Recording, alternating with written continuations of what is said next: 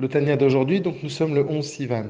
Donc dans la continuité de ce que l'on a expliqué hier, c'est-à-dire que dans n'importe quel objet matériel, bien que nous on voit son apparence physique et que l'on croit qu'il a de la consistance, mais en vérité la seule existence qui existe dans chaque objet, c'est la parole d'Akadosh Baruch Hu. Sauf que nous on la voit pas.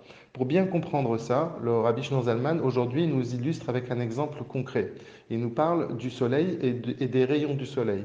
Les rayons du soleil, nous on les voit, d'ailleurs on peut même les quantifier avec les UV, on peut savoir exactement s'il y a beaucoup de rayonnement du soleil ou pas, on le voit et c'est physique. Donc on a l'impression que le rayon c'est quelque chose qui existe. Sauf que son existence, les rayons existent seulement et seulement si quand ils sont à l'extérieur du soleil.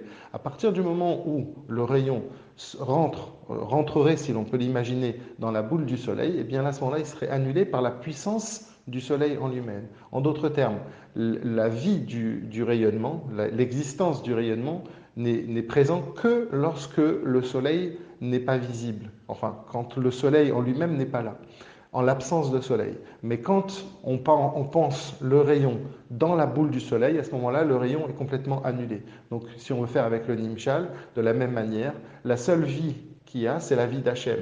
Seulement, nous, quand on voit autre chose que la vie d'Hachem, eh bien, c'est parce que justement, on fait comme si la boule du soleil, comme si Hachem n'était pas là. Mais si on réfléchissait et si on avait des yeux pour voir la vraie réalité, alors on ne verrait pas le monde physique, on verrait que la présence d'Hachem.